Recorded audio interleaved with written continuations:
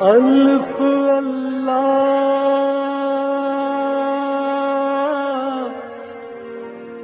چمبے دل بوٹی میرے من وچ مرشد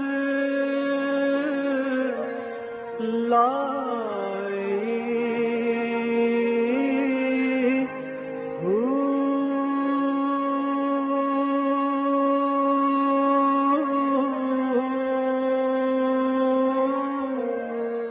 بسم اللہ الرحمن الرحیم۔ السلام علیکم، پروگرام المرشد اور میں ہوں منور عتیق۔ ناظرین محترم، آپ کے سوالات ہیں اور رہنمائی کے لیے ہمارے ساتھ موجود ہیں ہمارے بہت ہی محترم جناب حضرت امیر محمد اکرم اوان صاحب۔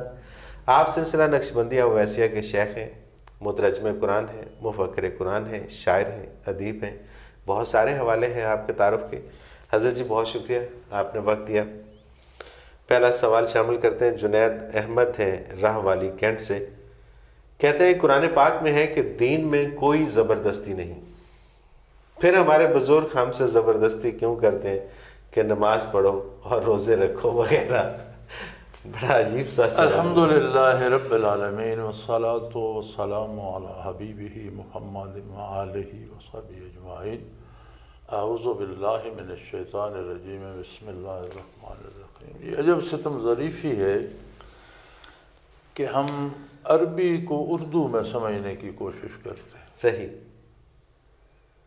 میں پچھلے دنوں ایک سوال میرے پاس وہاں جمعے میں آیا، کسی نے خط میں لکھا کہ جی دین میں ہے کہ لا یکلف اللہ نفسا الا وسعہا، جتنی کسی کی طاقت ہوتی ہے اس سے زیادہ اسے تکلیف نہیں دیتا۔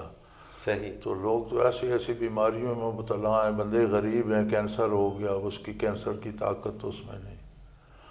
اب وہاں تکلیف کا جو عربی میں مطلب ہے وہ ہے ذمہ داری۔ صحیح، بالکل صحیح، کہ آپ اس کام کے مکلف ہیں، اٹ از یور ریسپانسبلٹی۔ بالکل صحیح۔ اب اس کے ساتھ بیماری کا کیا تعلق؟ یعنی شریعت کا کوئی حکم ایسا نہیں دیا جاتا جو وہ نہیں کر سکتا۔ مثلا نماز میں کھڑا ہونا فرض ہے، وہ نہیں کر سکتا، بیٹھ کے پڑھ لے، فرض ساقط ہو گئے۔ بالکل صحیح۔ اب اس کو اس پہ لے آنا کہ جی بیماری ایسی آ گئی، وہ تکلیف لفظ عربی کا ہے، جو آپ تکلیف سمجھ رہے ہیں یہ اردو کا ہے۔ یہ اردو کا ہے، بالکل ٹھیک۔ اسی طرح لا اکراہ فی الدین پہ بھی لوگوں کو بڑی غلطی لگتی ہے۔ دین منوانے میں زبردستی نہیں ہے۔ اچھا، دین منوانے میں زبردستی؟ کوئی زبردستی نہیں، کوئی کافر رہنا چاہتا ہے رہے، کوئی عیسائی رہنا چاہتا ہے رہے، کوئی ہندو سکھ رہنا چاہتا ہے رہے، کوئی یہودی رہنا چاہتا ہے رہے۔ منوانے میں زبردستی نہیں، ہر بندے کو اختیار ہے، دین اختیار کرے یا نہ مانے۔ بالکل صحیح۔ جب مان لے گا، کلمہ پڑھ لے گا تو کلمے پر عمل کروانا تو پھر حکومت کی ذمہ داری ہے، والدین کی، بچپن میں والدین کی ذمہ داری ہے، معاشرے میں حکومت کی ذمہ داری ہے۔ حکمرانوں سے یہ بھی پوچھا جائے گا کہ کتنے لوگ تمہارے عہد میں اللہ کی نماز ادا کرتے، جو نہیں کرتے تھے ان سے تم نے کیا پوچھا؟ اچھا، کتنے لوگوں تک تم نے اللہ کے احکام پہنچانے کا اہتمام کیا، اور جو لوگ دین سے بے بہرا رہے تو تمہاری حکومت کس کام کی تھی، کیا کیا تم نے؟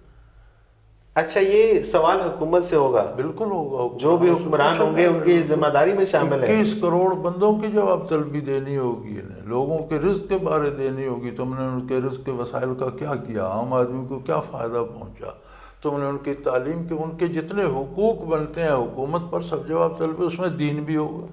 اللہ اکبر۔ والدین سے بھی پوچھا جائے گا کہ تم بچوں کے سامنے کیا حرکتیں کرتے تھے، تم خود برائیاں کرتے تھے اور بچوں کو سمجھتے تھے نیک ہو جائیں گے۔ بچوں کی تربیت کا تم، اگر کسی نے تربیت کا حق ادا کیا تو وہ بری، آگے بچہ نہیں سنورا تو وہ خود جواب دے۔ صحیح، بالکل صحیح۔ تو دین میں، دین منوانے میں زبردستی نہیں ہے۔ صحیح۔ لیکن جب آپ مان لیتے ہیں، آپ فوج میں نہیں جاتے تو کوئی زبردستی ہے کہ آپ کو لے جائے؟ کوئی زبردست نہیں۔ جب آپ بھرتی ہو جاتے ہیں تو پھر آپ کو ایک ایک حکم پر عمل کرنا پڑے گا، وردی بھی پہننا پڑے گی، پریڈ بھی کرنا پڑے گی، اسلحہ بھی چلانا، جو وہ کہیں گے وہ کرنا پڑے گا۔ بالکل صحیح، بالکل صحیح۔ تو دین میں داخلے میں زبردستی نہیں ہے، لیکن آپ جب خود کو مسلمان کہتے ہیں تو پھر آپ سے اسلام منوایا جائے گا۔ بالکل صحیح، اور اس کو بالکل لوگ جو ہیں وہ دوسرے معنوں میں لیتے ہیں، وہ بس وہ اس میں لے لیتے۔ صحیح۔ رحمت بی بی فیصل آباد سے، کیا درود شریف بھی پڑھ کر کسی کو بخشا جا سکتا ہے؟ درود شریف افضل ترین عبادت ہے، اور عبادت کا ثواب بخشنا ہوتا ہے۔ صحیح۔ کوئی بھی نیکی بخشنے کے لیے یہ ہے جی کہ آپ اب فرض نماز پڑھ کر یا فرض روزہ رکھ کر بخشنا شروع کر دیں تو یہ تو درست نہیں، وہ تو آپ کی ذمہ داری۔ صحیح ہے، صحیح ہے۔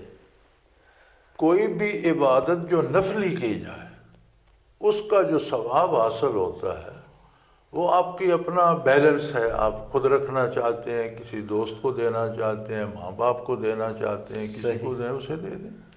نفلی عبادت جو بھی، نفلی عبادت جو ہے، صحیح۔ اور اس میں بھی ایک بڑی عجیب بات ہے کہ لوگ یہ کلمے پڑھ کے اور درود پڑھ کے بخشتے رہتے ہیں، انہیں کہو نا 10 روپے دے تو نہیں دیتے۔ صحیح، بالکل صحیح، بالکل صحیح۔ اور یہ بھی ایک رسم ہی ہے، اگر کسی کو یہ اندازہ ہو جائے کہ اس کا فائدہ کیا ہے، اور 10 لاکھ مرتبہ کلمہ شریف پڑھے اس کا ثواب اس مرنے والے کو بخشتا ہوں، اسے آپ کہیں کہ آپ 10,000 اس کے لیے دے دیں، اس کے بچے کو دیتے ہیں، اس کے گھر میں کو خرچہ کو 10,000 نہیں دے گا۔ 10 لاکھ کلمہ دے رہا ہے، 10,000 روپیہ نہیں دے گا۔ بالکل ایسے ہی، بالکل ایسے ہی۔ تو یہ بخشنے کا بھی مطلب تب ہے کہ جب آپ کو روپوں سے بھی وہ عمل قیمتی لگے تو بخشیں۔ صحیح، بالکل صحیح۔ پہلے کوئی عمل تو ہو پھر بخشیں، پھر بخشیں، بالکل ٹھیک بات، بالکل صحیح بات۔ حضرت جی ایک اور سوال شامل کرتے ہیں کوٹ لکھپت لاہور سے، یہ ہے مولوی فضل الدین۔ یہ کہتے ہیں حضرت جی ایک الجھن دور فرما دیجئے، اگر نبوت کے مقاصد میں اعلیٰ ترین مقصد تزکیہ نفس ہے تو پھر سورہ بقرہ میں یتلو علیہم آیاتہ ویزکیہم ویعلمہم الکتاب والحکمہ میں تزکیہ کو تلاوت آیات کے بعد کیوں رکھا گیا؟ گزارش یہ ہے مولانا کہ 2 طرح کی چیزیں ہیں، فرائض نبوت اور مقاصد نبوت، یہ 2 چیزیں ہیں۔ صحیح۔ فریض نبوت ہے کہ اللہ کا پیغام پہنچایا جائے، یتلو علیہم آیاتہ ہی، یہ فرائض نبوت میں، فرائض نبوت میں، ٹھیک ہے، کوئی مانے یا نہ مانے، ٹھیک ہے، قبول کرے یا نہ کرے، یہ فرائض نبوت میں سے ہے کہ اللہ کا رسول اللہ کا پیغام سنائے، سب کو پڑھ کر سنائے، پہنچائے، بالکل یہ ہے فرائض نبوت۔ اور تزکیہ مقاصد نبوت میں سے ہے، اور تب اس کا عمل شروع ہوتا ہے جب کوئی اس آیت کو قبول کر، آیات الہی کو قبول کرتا ہے، ایمان لاتا ہے۔ سبحان اللہ، سبحان اللہ، بالکل صحیح۔ ایک ایمانی بندہ نہیں لاتا تو اس کا تزکیہ تو نہیں ہوگا، بالکل صحیح، آیات تو اس پر بھی پیش کی جائیں گی۔ تو سبحان تلاوت آیات فرائض نبوت میں سے، اور یہ فرض نبی اللہ کا ادا کرے گا، کوئی مانے یا نہ مانے، بالکل صحیح، بالکل صحیح۔ لیکن جو مانے گا اس کا پھر تزکیہ فرمائے گا، یہ مقاصد نبوت میں سے ہے کہ جو تسلیم کرتا ہے پھر اس کو کیا ملا۔ ٹھیک ٹھیک، جس نے آیات نہیں مانی وہ تو کفر میں وہ تو چلا گیا، جس نے مانی اس کو کیا ملا، کیا ملا؟ تو پھر اس کا تزکیہ ہوگا، پھر اس کا دل صاف ہوگا، پاک ہوگا، اس میں اللہ کا یاد آئے گی، کیفیات آئیں گی، اللہ کے ساتھ اس کا تعلق بن جائے گا۔ تو یہ 2 الگ الگ چیزیں ہیں، فرائض نبوت الگ ہے، مقاصد نبوت الگ۔ فرائض مقدم ہے اور اس کے بعد مقاصد کی باری آتی۔ بالکل صحیح۔ اچھا، یہ جو مجھے ایک چیز کی سمجھ نہیں آتی، یہ جو لوگ اس طرح کے سوالات کرتے ہیں اور پھر وہ بالکل جس کو وہ بال کی کھال اتارنے والی بات، کیا چاہتے ہیں؟ یہ چاہتے ہیں کہ جی اس سے چھٹکارا مل جائے، کسی طریقے سے آسانی مل جائے، اس سے نجات مل جائے، شارٹ کٹ چاہتے ہیں۔ صحیح صحیح۔ حالانکہ دنیا کی زندگی میں یہی لوگ اندھا دھند عمل کرتے ہیں، گدھے کی طرح کام کرتے ہیں جی ہاں، کہ کوئی 4 پیسے زیادہ مل جائے، اور ایسی جس کو کہتے ہیں نا کہ جس بات میں کسی طرح کی حقیقت نہیں ہوتی، صرف ایک خواب ہوتا ہے، اس کے پیچھے بھی دوڑ لگا دو، ساری زندگی ختم کر کہ جی 4 پیسے وہاں سے، مطلب لالچ ہے نا، تو لالچ میں دوڑ لگا دیں گے، یہی نہیں پوچھیں گے کہ یار اس میں حقیقت ہے یا نہیں ہے، لیکن دین کی طرف آئیں گے تو پھر شارٹ کٹ، ہر چیز کے بارے میں وہ بار بار یہ وظیفہ پڑھنے سے جی باقی سارے کام ہو جائیں گے، سارے کام جو کرو گے وہ ہوں گے، کیسے ہو جائیں گے؟ صحیح بات ہے، صحیح بات ہے۔ منیرہ ہے جی کراچی سے، یہ کہتی ہے میری ساس نہایت زود رنج خاتون ہے، بعض اوقات مجھ سے بھی غلطیاں ہو جاتی ہیں جس پہ وہ بے تحاشا بد دعائیں دیتی ہیں، ان بد دعاؤں پہ میرا دل کانپ کے رہ جاتا ہے. آپ سے گزارش ہے کہ یہ وضاحت فرما دیجئے کہ بد دعا کی حیثیت کیا ہے, یہ بد دعا دینا کس حد تک جائز ہے, اور یہ بھی کہ اس کی مقبولیت کی سند کیا ہے. بھئی بد دعا دینے سے پہلے تو یہ سوچنا چاہیے کہ آپ بد دعائیں لیتی کیوں ہیں. صحیح, انہوں نے اقرار بھی کیا اگر کہ واقعی آپ کا دل کانپ جاتا ہے تو آئندہ ایسی حرکتیں نہ کریں جس سے وہ دعائیں دیتی ہیں. صحیح, یہ بالکل بھی ہم صحیح. رسمن کہہ دیتے ہیں دل کانپ جاتا ہے, ہوتا وہ کچھ کام نہیں جاتا, اگر کام پہ تو پھر کام ڈیفینیٹلی پہ تو وہ پھر پھر دوبارہ آئندہ عمل نہ نہ ہو. کریں. بالکل تو صحیح. آپ ایسے کام نہ کریں جس سے بزرگ بد دعائیں دیں. صحیح بات. دوسری بات یہ ہے کہ بد دعا وہ ہوتی ہے جب کسی کا واقعی حق مجروح ہو اور اسے دکھ پہنچے اور وہ کوئی بد دعا دے. صحیح. رسماً عادتاً کہتا رہے تو وہ یاوہ گوئی ہے, اس کا کیا اثر ہے, اور اس کی کیا مطلب اس سے کوئی فرق نہیں اس سے پڑتا. کوئی فرق نہیں پڑتا.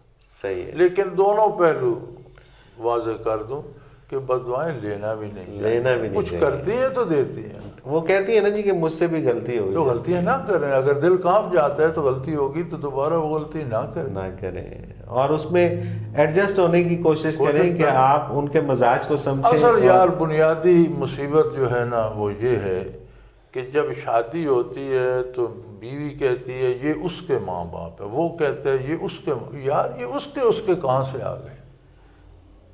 صحیح بات. جب تم دونوں اللہ کے نام پر ایک دوسرے کے لیے حلال ہو گئے, تمہارے درمیان کوئی حجاب نہیں رہا, تو پھر اس کے ماں باپ تمہارے بھی ماں باپ ہیں, اس کے ماں باپ تمہارے بھی ماں باپ ہے. تو اگر ساس کو درمیان سے نکال دیں اور اسے ماں سمجھیں تو یہ نوبت نہ ہے. بالکل صحیح بات. میاں کی ماں ہے تو بیوی کی بھی ماں ہے, بیوی کی ماں ہے تو میاں کی بھی ماں ہے. تو اگر اپنی ماں سمجھ لو تو پھر یہ نوبت ہی نہ ہے. بالکل صحیح. اور ہر رشتے کو اپنے طور پہ اس چیز کو ریئلائز کرنا چاہیے. وہ ایک مثال بنی ہوئی ہے نا جی کہ وہ ماں کہتی ہے کہ میرا بیٹا تو بہت ہی بگڑ گیا ہے, میری تو نافرمانی کرتا ہے اور جو بھی لاتا ہے وہ اپنی بیگم کو دے دیتا ہے, جبکہ میرا داماد بہت اچھا ہے, وہ جو کماتا ہے وہ میری بیٹی کو دیتا ہے. حالانکہ کام وہ بھی وہی کر رہا ہے, وہ بھی وہی کر رہا ہے. ٹھیک ہے نا, وہ چونکہ بیٹی ہے ادھر تو وہ بیٹا مانے تو وہ برا ہے, داماد مانے تو اچھا ہے. اور اس میں حضرت جی وہ ایک حدیث بھی تو ہے نا کہ شوہر پہ پہلا حق اس کی ماں کا ہے, جبکہ بیوی کے اوپر پہلا حق اس کے شوہر کا ہے. اور اگر اس کو ہی تسلیم کر لیا جائے اور دل سے مان لیا جائے تو میرا خیال ہے اصل جی بات یہ ہے کہ ہم دین کے معاملے میں بہت کمزور ہو گئے ہیں اور رسمی سا رہ گیا ہے کہ چلو بائی برتھ ایکسیڈنٹ ہم مسلمان ہیں تو مسلمانی کو گھسیٹے چلو, اسے ہم عملی زندگی اور پریکٹیکل لائف میں لانے کے لیے تیار نہیں. بالکل صحیح. تو جب تک ہم دین کو عملاً نہیں, ہم جب دین پر عمل نہیں کرتے تو وہ ثمرات کیوں تلاش کرتے ہیں جو دین پر عمل کرنے سے ملتے ہیں. کیا بات ہے, کیا بات ہے. یہ ہماری توقعات وہ ہوتی ہیں کہ جس طرح صحابہ کرام پر ابر رحمت برسا اسی طرح ہم پر برس, لیکن جس طرح صحابہ کرام نے عمل کیا ہم اس طرح عمل تو نہیں کرنا چاہتے. وہ مشکل لگتا ہے ہمیں. وہ مشکل. تو جب دین کو اپنا لیا جائے تو پھر ساس سسر کوئی نہیں رہتا, دونوں گھروں میں ماں باپ ہی ہوتے. سبحان اللہ. اور پھر تو جیسا آپ فرماتے ہیں کہ ہر رشتہ ہی اللہ تعالیٰ کی رضا کے لیے اگر آپ نبھاتے ہیں تو پھر تو کوئی کسی سے حسن آ جاتا ہے, خوبصورتی آ جاتی ہے. بالکل صحیح بات ہے. ایک حضرت جی وقفہ لیتے ہیں چھوٹا سا. ناظرین محترم, اگر آپ بھی اس پروگرام میں شامل ہونا چاہیں, اپنا سوال بھیجنا چاہیں تو ہمارا ایک نمبر اسکرین پہ بار بار ابھرتا ہے, نوٹ فرما لیجئے 0333455021. اس پہ آپ ہمیں میسج کر دیجئے, آپ کا سوال ضرور شامل کریں گے اس پروگرام میں. اور اسی طرح سے آپ ہمیں میل کر سکتے ہیں, ہمارا ای میل ایڈریس اسکرین پہ اوپر رہے almurshid313@hotmail.com. اس پہ آپ ہمیں ای میل کر کے اپنا سوال بھیج دیجئے, ہم پروگرام میں شامل کریں گے. ایک مختصر سا کمرشل بریک لیتے ہیں, اس کے بعد حاضر ہوتے ہیں, ہمارے ساتھ رہیے.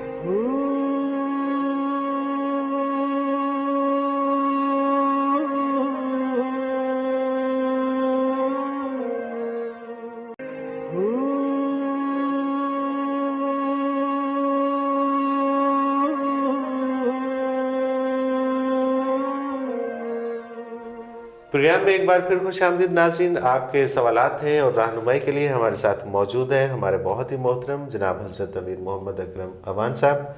حضرت جی سوالات کا سلسلہ دوبارہ شروع کرتے ہیں. احسن اقبال ہیں حیدرآباد سے. یہ کہتے ہیں کہ آج کل تو علماء دین بھی ایک دوسرے کو لتاڑتے نظر آتے ہیں، حتیٰ کہ ایک کی نظر میں دوسرا کافر تک قرار پاتا ہے. ایسے میں ایک عام آدمی کس کے پاس جائے اور کہاں سے اسلام سیکھے؟ اصل بات یہ ہے جی کہ ہم دوسروں پہ اعتراض کرنا آسان سمجھتے ہیں، اپنی ذمہ داری نبھانا آسان نہیں سمجھتے. صحیح. آپ مارکیٹ میں جاتے ہیں، کتنی دکانیں ہیں، جہاں سبزی ہے وہاں سبزیوں کی اور پھلوں کی دکانیں ہیں، جہاں کپڑا ہے کپڑا ہی کپڑا. ہر دکاندار کہتا ہے کہ دوسرے کے پاس جو ہے وہ مال ناقص ہے، میرا بہت حال ہے. آپ دکانداروں کی مانتے ہیں یا اپنی؟ بالکل اپنی مانیں گے دکاندار. بلکہ جتنی زیادہ دکانیں آپ خوش ہوتے ہیں کہ ورائٹی زیادہ ہے، میں اپنی چوائس لے لوں. بالکل صحیح بات ہے. آپ اگر حق کے طالب ہیں تو جہاں آپ کو حق ملے آپ جام جائیں. سبحان اللہ. کوئی کسی کو کافر کہے، مسلمان کہے، آپ کو کیا، آپ کا کام ہو گیا. بالکل صحیح. کہ نہیں؟ بالکل صحیح. تو ہم یہ اس طرح کے اعتراض خود کچھ نہ کرنے کے لیے کرتے ہیں. لوگوں میں ہے جو لوگ دیندار ہیں اور آخرت کے طالب ہیں، وہ اس طرح نہیں کرتے. صحیح. ایک دوسرے کا احترام کرتے ہیں. اب جن کی طلب ہی دنیا ہے اور انہوں نے لبادہ علماء کا اوڑھ لیا ہے، تو وہ دنیا میں تو پھر رشک بھی ہوگا، حسد بھی ہوگا، مقابلہ بھی ہوگا، ایک دوسرے کو بھلا برا بھی کہیں گے. وہ تو ہے دنیا حاصل کرنے کے لیے کریں گے. لیکن آپ کا مسئلہ تو یہ نہیں ہے. آپ کو تو ہدایت چاہیے جہاں سے ملتی ہے. آپ سمجھتے ہیں کہ عقیدہ بھی درست ہو گیا، میرا کردار بھی سنور رہا ہے، آپ جام جائیں. آپ کو باقی دکانوں سے کیا، کوئی لڑتا ہے بھڑتا ہے، جو کرتا ہے کرتا رہے. صحیح. لیکن اصل یہ ہے کہ ہم بھی دین پر عمل نہ کرنے کے بہانے تلاش کرتے رہتے ہیں. بالکل صحیح ہے. ایسا ہی ہے. اچھا یہ بھی تو حضرت جی ہوتا ہے نا کہ جو علماء اکرام ہیں ان کے درمیان جو اختلافات ہیں وہ بہت اور چیزیں ہیں، مطلب جو بنیادی چیزیں ہیں، اگر اس کے اوپر اصول آپ پہ عمل کر لیں، اصول پہ اختلاف آپ اصول پہ ہی عمل کر لیں، آپ نماز پڑھیں، کسی کا حق نہ مانیں، تشریعات پہ اختلاف ہوتا ہے تو کوئی بڑی بات تو اس میں پیچیدگی میں جانے کی ضرورت نہیں ہے. میرا خیال ہے کہ اگر آپ عبادت کر رہے ہیں، بنیادی بات ہے آپ توحید پہ ایمان رکھیں، رسالت پہ، آخرت پہ، کتاب اللہ پہ، فرشتوں پہ، حساب کتاب پہ، اور جو احکام شرعی واضح ہیں آپ ان پہ عمل کریں. جہاں سے آپ کو وہ احکام ملتے ہیں یا جس کے پاس بیٹھ کر عمل نصیب ہوتا ہے وہاں جم جائیں. وہاں جم جائیں. بالکل صحیح بات ہے. جو کرتے ہیں باقی جو پیچیدگی ہے وہ بات کا مسئلہ ہے، آپ کی بلا سے آپ کو. بالکل صحیح بات ہے. بالکل صحیح بات ہے. امبر امان ہے جی گجرانوالہ سے. یہ کہتی ہے کہ ہمارے گھر میں جب کوئی ختم کا کھانا بھیجتا ہے تو میرے والد صاحب اسے کھانے نہیں دیتے. کیا واقعی یہ جو ختم دلاتے ہیں یہ کھانا نہیں کھانا چاہیے؟ نہیں، ایسی تو خیر کوئی بات نہیں. ختم دلاتے ہیں تو کوئی چیز بھیجتے ہیں تو وہ حرام تو نہیں ہو جاتی، لیکن ختم دلانے والوں کے لیے یہ ایک عجیب بات ہے. صحیح. کہ آپ قرآن کریم کا ختم کراتے ہیں یا کوئی آیات پڑھتے ہیں، سورتیں پڑھاتے ہیں کسی مرنے والے کو ایصال ثواب کے لیے. صحیح. تو وہ فی سبیل اللہ پڑھی جائیں گی، ان کا معاوضہ کھانا نہیں دیا جائے گا، نہ پیسے دیے جائیں گے. اچھا. ان کا حاصل ثواب ہوگا تو آپ بخشیں گے. بالکل صحیح ہے. بالکل صحیح. اگر آپ ختم کراتے ہیں جی نیا گھر بنایا برکت کے لیے ختم کر دو، یہ بیمار ہے اسے پڑھ کر پھونک دو، تو اس پر آپ کھانا دیتے ہیں تو یہ حلال ہوگا، کیونکہ ثواب مقصد نہیں ہے، مقصد علاج ہے یا مقصد برکت ہے. ٹھیک ہے. تو اس کے بدلے آپ کھانا بھی کھلاتے ہیں تو وہ بھی جائز ہے، اچھی بات ہے. ٹھیک ہے. لیکن جہاں ایصال ثواب مراد ہو، مردے کو بخشنا مراد ہو، کسی بزرگ کو، اولاد کو، دوست کو جو دنیا سے گزر چکا، تو وہاں ثواب چاہیے. تو جب آپ قرآن پڑھائیں گے اس کے بدلے پیسے دیں گے یا کھانا دیں گے تو پڑھنے کا بدلہ کھانا ہو گیا، کھانے کے بدلے اس نے پڑھ دیے تو ثواب کہاں سے آیا؟ صحیح. صحیح. ثواب ہوگا تو مردے کو ملے گا، تو یہ تو کھانا اور پڑھنا ادلا بدلا ہو گیا، تو ثواب کہاں سے آیا؟ صحیح.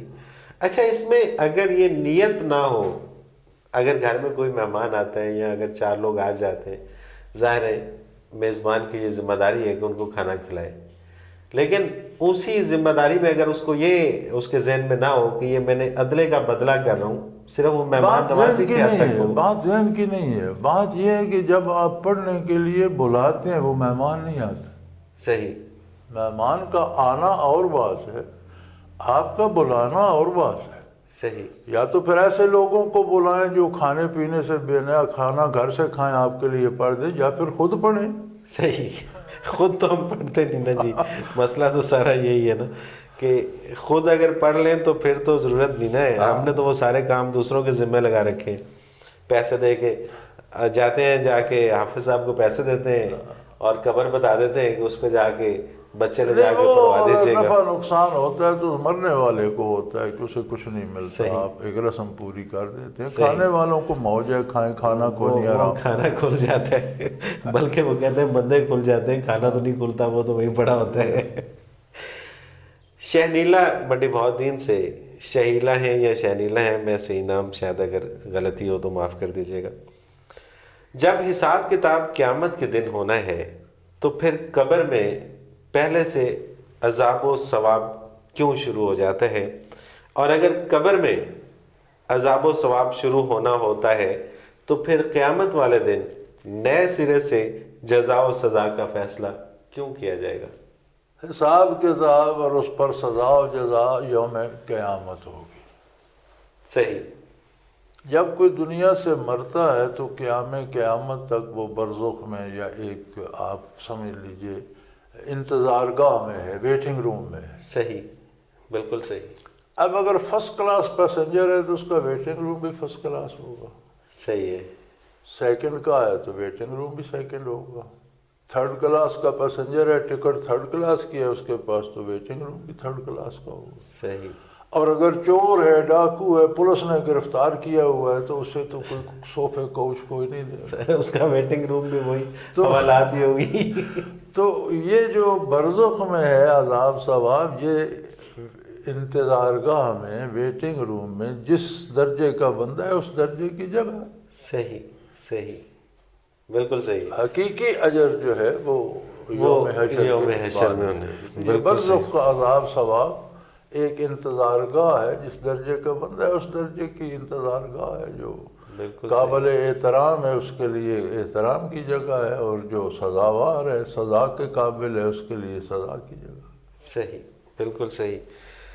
وجیح حسن راولپنڈی سے یہ کہتے ہیں کہ جی آپ کے خیال میں آج ہماری قوم کی بے حسی کی وجہ کیا ہے؟ گزارش یہ ہے جی، میں تو عرض کر دوں گا لیکن شاید آپ میری بات سے کچھ پریشان نہیں ہوں گے۔ ہماری ساری ذلت کی بنیادی وجہ یہ ہے کہ ہم نے دین کو ذلت کا سبب سمجھ لیا۔ اللہ اکبر۔ ہماری سربلندی کی ساری وجہ اسلام تھا۔ صحیح، سیدنا فاروق اعظم رضی اللہ عنہ کے زمانے میں جب بیت المقدس پہ مسلمانوں کے لشکر نے قلعہ بندی کر لی اور محاصرہ کر لیا، تو عیسائیوں کے جو پرانے پروہت راہب تھے انہوں نے انہیں بتایا کہ بھئی یہ ہماری کتابوں میں بھی ہے کہ جو اللہ کا رسول مبعوث ہوگا اس کا دوسرا خلیفہ بیت المقدس کو فتح کرے گا۔ صحیح، تو اگر یہ رسول بھی برحق ہے اور یہ خلیفہ برحق ہے تو اس سے لڑنا فضول ہے، جانے دینے والی بات ہے، اس نے فتح تو کر لینا ہے، بالکل تو ہمیں صلح کر کے نکل جانا چاہیے۔ صحیح۔ اب کیسے پتہ چلے کہ خلیفہ برحق ہے؟ تو انہوں نے کہا اس کی نشانیاں بھی ہماری کتابوں میں ہیں۔ صحیح، چنانچہ امیر لشکر اسلامی سے کہا گیا کہ بھئی آپ بھی آرام کریں، ہم بھی آرام سے بیٹھیں، آپ ہمیں نہ چھیڑیں، ہم آپ کو نہیں چھیڑتے، آپ اپنے امیر المومنین کو یہاں بلا لیجئے، انہیں تکلیف دیجئے، یہاں تشریف لے آئیں، ہم انہیں دیکھ کر فیصلہ کریں گے، اگر وہ خلیفہ برحق ہیں اور دین سچا ہے تو ہم سرنڈر کر دیں۔ صحیح، یہ بات مدینہ منورہ پیش کی گئی فاروق اعظم کی خدمت میں۔ آپ وہاں سے چل پڑے، ایک غلام ساتھ لیا رفاقت کے لیے، ایک اونٹ لیا بیت المال سے۔ کیا بات ہے۔ اب جب نکلے کوئی آگے پیچھے ہاؤ ہو، کوئی گارڈ وغیرہ کچھ بھی نہیں تھا۔ صحیح، تو 2 میل 3 میل یا 1 میل یا 5 میل اونٹ پر سواری کی تو فرمایا بھی غلام اب تیری بات، اتنا میں پیدل چلوں گا، اتنا تو سواری۔ سبحان اللہ۔ اس نے کہا حضرت میں تکڑا آدمی، ان کا نہیں، تکڑا کمزور کی نہیں، تیرا حق بنتا ہے۔ اس نے عرض کی کہ امیر المومنین اگر آپ اصرار کرتے ہیں تو آپ تشریف رکھیں، میں بھی آپ کے پیچھے بیٹھ جاؤں۔ انہوں نے کہا اونٹ کا بھی حق بنتا ہے۔ ہائے ہائے ہائے، کیا بات ہے، اونٹ پہ 2 کا بوجھ کیوں لا دے؟ کیا بات ہے، کیا بات ہے۔ اس کا بھی ایک حق ہے، اس نے بھی اتنا سفر کرنا ہے۔ سبحان اللہ۔ تو ایک تو ٹھیک ہے ہم نے سواری کی، تو 2 کیوں بیٹھ جائے؟ ایسا نہیں ہوگا، اب 5 میل تم بیٹھو گے، اس کے بعد میں بیٹھوں گا، اس طرح پہنچ۔ سبحان اللہ۔ اب ہوا یہ کہ جب بیت المقدس کے قریب پہنچے تو باری غلام کی تھی، اونٹ پہ بیٹھنے کی، اونٹ پہ بیٹھنے کی۔ کیا بات ہے۔ بارش بھی ہو گئی اور آپ کے کپڑوں میں پیبند لگے ہوئے تھے اور بعض پیبند چمڑے کے تھے۔ اللہ اکبر۔ وہ بارش ہوئی تو کچھ کیچڑ جوتوں سے اچھل کر چپکا، کچھ وہ پیبند بھیگ کر عجیب سے ہو گئے، تو عجیب سا حلیہ آپ کا، اونٹ کی مہار آپ نے پکڑی ہوئی اور آپ پہنچے تو امیر لشکر نے استقبال کیا۔ تو امیر لشکر نے فوراً گھوڑا بھی منگوایا، لباس بھی منگوایا کہ آپ عیسائیوں کے سامنے اس حال میں جائیں گے امیر المومنین، آپ لباس تبدیل کریں، گھوڑے پہ بیٹھیں۔ آپ نے لباس تبدیل کیا، گھوڑے کی رکاب میں پاؤں رکھ کر جب اوپر بیٹھ گئے زین پر تو فوراً چھلانگ لگائی نیچے، کہنے لگے یار یہ تیرے لباس اور تیرے اس گھوڑے کی سن میرے میں مجھ میں تکبر پیدا کر دیا۔ اللہ اکبر۔ میں سمجھنے لگا کہ میں کوئی بڑا ہو گیا، تو میرا لباس لے اور یہ لو اپنا گھوڑا۔ اللہ اکبر۔ اس وقت انہوں نے فرمایا کہ دیکھو ہمارے پاس بے شمار گھوڑے تھے، ہمارے پاس بے شمار اونٹ تھے، ہمارے پاس تیز تلواریں تھیں، ہم دنیا سے لڑ سکتے تھے، ہمارے ارد گرد بڑی بڑی عظیم کیسر و کسریٰ کی سلطنتیں تھیں، کسی نے جزیرہ نما عرب پر قبضہ نہیں کیا اور نام کرنے دیتے تھے، لیکن ہمارے پاس عزت نہیں تھی۔ ہمیں عزت اسلام نے دی ہے، سبحان اللہ، سبحان اللہ۔ گھوڑوں، تلواروں اور خوبصورت لباسوں نے نہیں دی، ہمیں دنیا میں عزت دی ہے اسلام نے، لہذا ہم اسلام پر بہتر رہیں گے۔